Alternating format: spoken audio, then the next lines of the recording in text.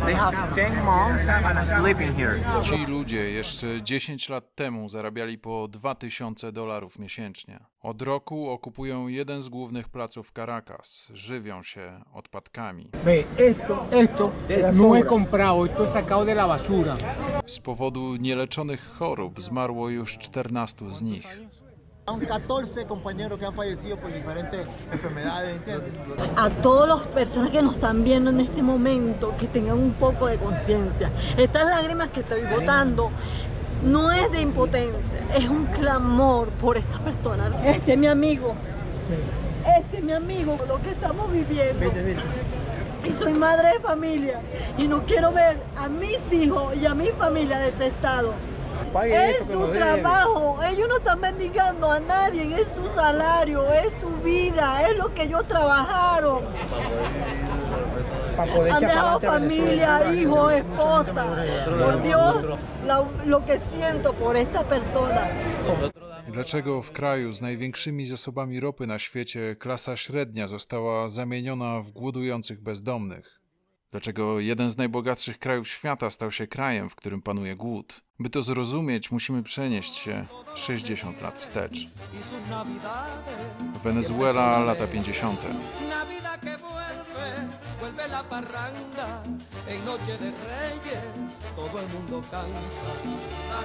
W tym czasie to jeden z najbogatszych krajów, czwarty na świecie, jeśli chodzi o dochód na jednego mieszkańca.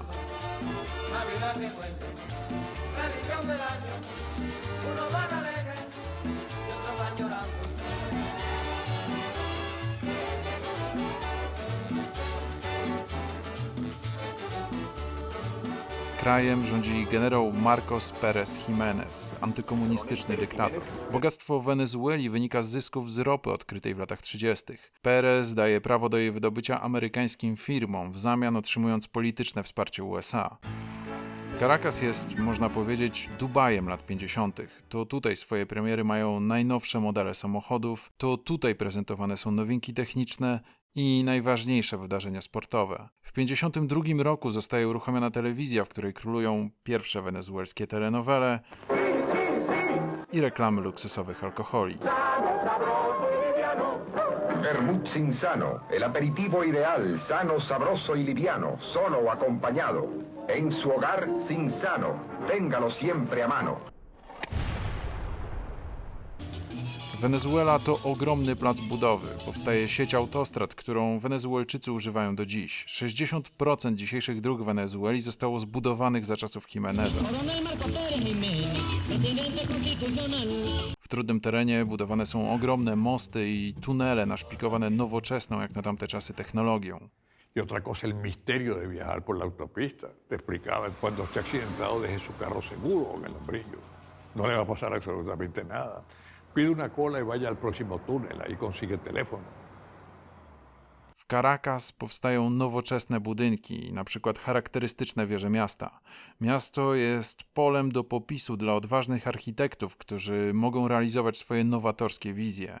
Wszystko ma być nowoczesne, wyprzedzające swój czas. Some of the residential areas are almost futuristic.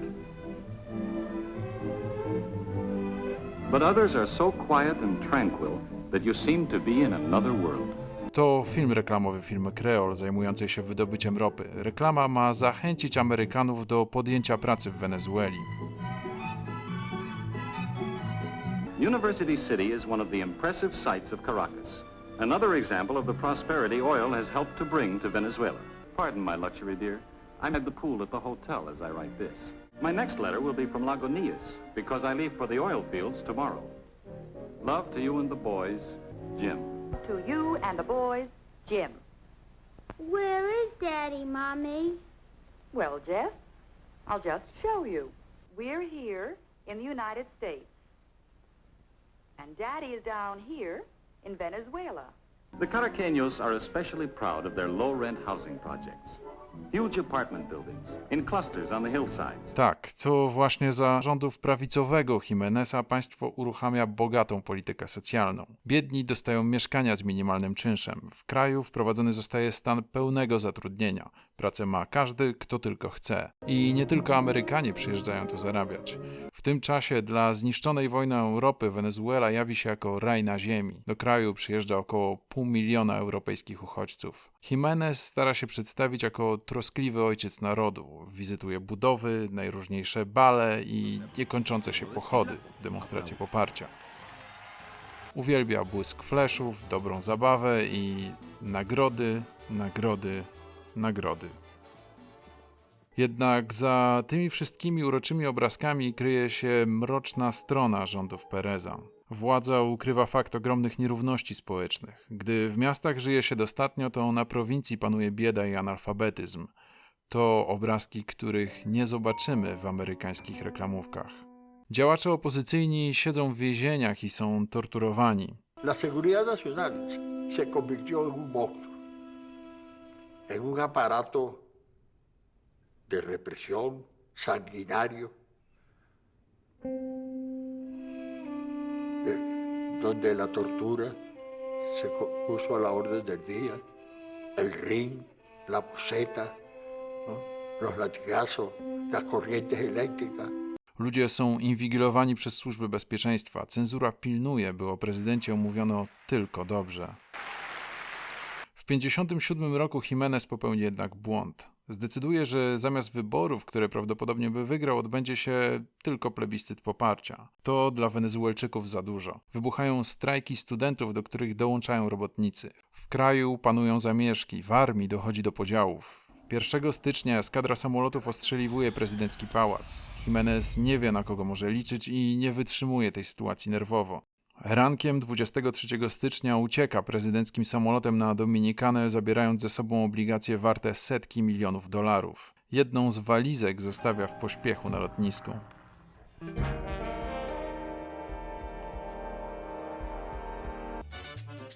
Wenezuelczycy świętują koniec władzy Jimeneza. Opozycja dochodzi do porozumienia, by raz na zawsze zakończyć władzę kolejnych dyktatorów. Nadchodzi czas demokracji.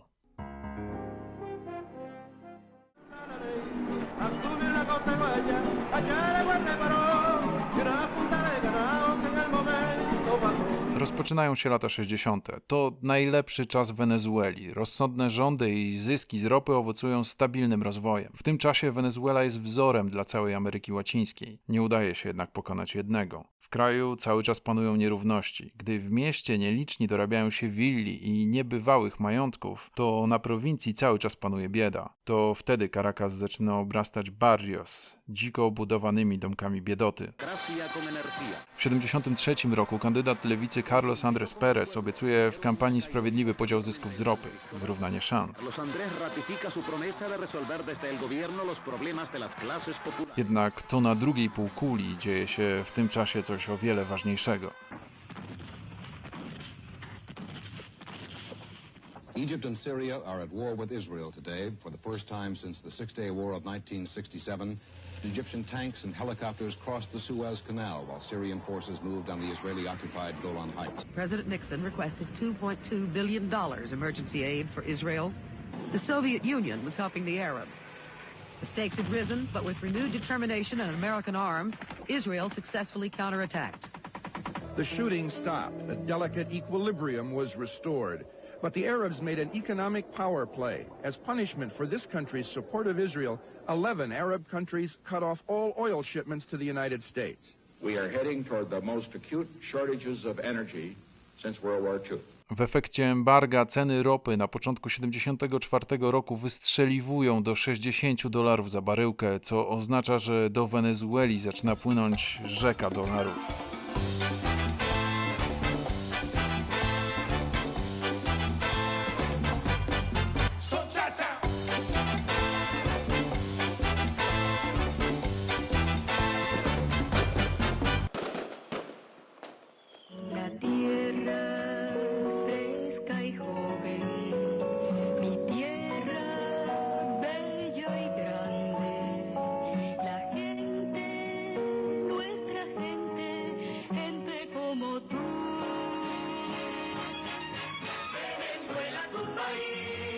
Un país para querer.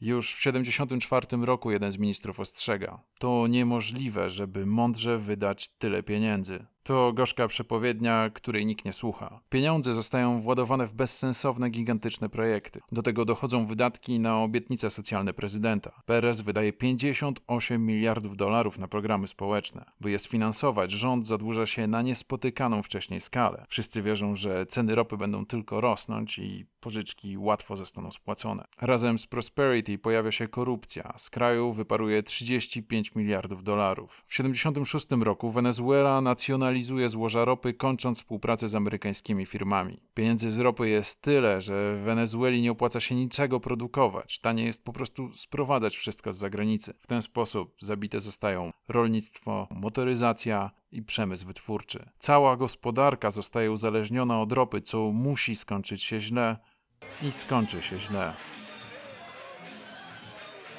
Caracas, rok 85. Nowo otwarty klub New York świeci pustkami. Po czasach świetności przyszedł czas mocnego otrzeźwienia. Wenezuela po dekadzie szaleństwa jest gospodarczą ruiną. Mści się uzależnienie gospodarki od ropy. Gdy ceny surowca spadają ze $120 za baryłkę w roku 80 do $37 za baryłkę w roku 88, Wenezuela wpada w spiralę zadłużenia. Dług publiczny z 5% PKB w 60 roku wzrasta do 90% w roku 89. Inflacja w 89 roku osiąga 84%.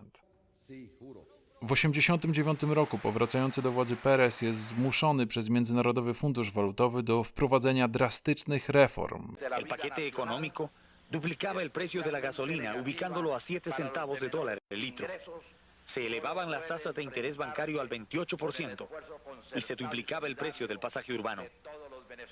Con el alza del precio de la gasolina, muchos productos de la canasta familiar doblaban automáticamente sus precios. I wtedy wybucha Caracaso.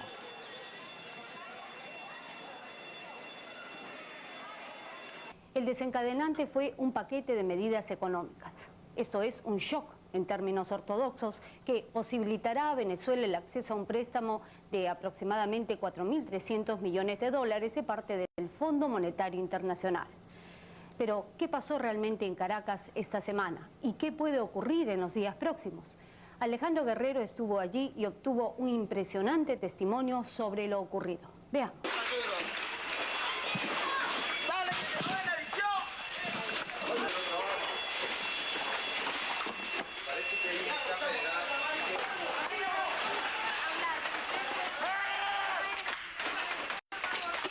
Hombres y mujeres, jóvenes y viejos, rompían vidrieras con las manos y arrebataban comida y artículos diversos de las tiendas. Miles de puertas fueron rotas y destrozadas las ventanas de los negocios para permitir el paso de las hordas de saqueadores que en cuestión de minutos arrasaban con un almacén o un supermercado.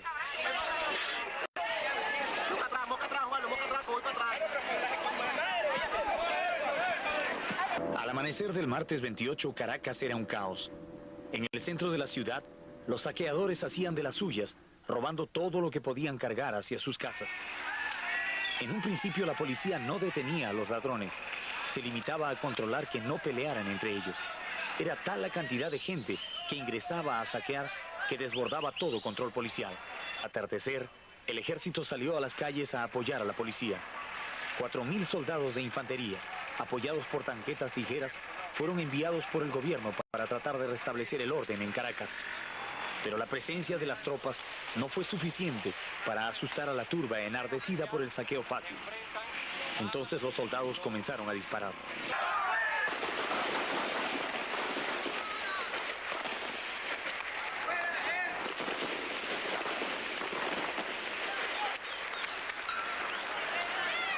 Nuestro reportero logró declaraciones exclusivas del presidente Carlos Andrés Pérez sobre lo ocurrido en su país. Una deplorable y dolorosa situación que no me ha sorprendido.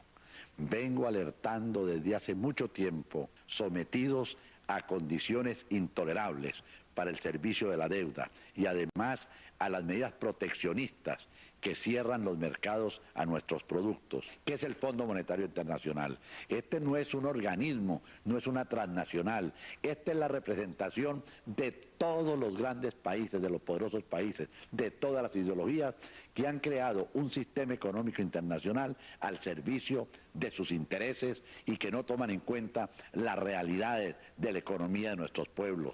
Zamieszki zostają stłumione, wojsko pilnuje sklepów, przed którymi po raz pierwszy w historii Wenezueli pojawiają się kolejki. Yo en Venezuela nunca he hecho cola para comprar comida. Nunca en la vida. Es primera experiencia que se tiene en Venezuela.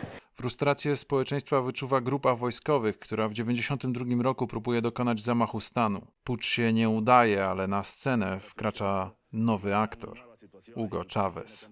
Nosotros acá en Caracas no logramos controlar el poder. Ustedes lo hicieron muy bien por allá. Dijo dos cosas importantes. Primero dijo, yo me responsabilizo, que en este país nadie se responsabilizaba de nada. Segundo, dijo, ustedes lo hicieron muy bien por allá, nosotros no pudimos. Pero eso nos dio una esperanza, nos dio un... Chávez zostaje aresztowany i zarazem staje się idolem biednych Wenezuelczyków. Rok później Pérez zostaje usunięty z urzędu za defraudację publicznych pieniędzy. Kolejne wybory wygrywa Rafael Caldera. Jedną z jego obietnic wyborczych było wypuszczenie Cháveza. Chávez opuszcza więzienie jak gwiazda rocka i zaczyna swoje tournée po kraju. Jawi się jako osoba spoza układu, przedstawiciel biednych, chcący sprawiedliwości.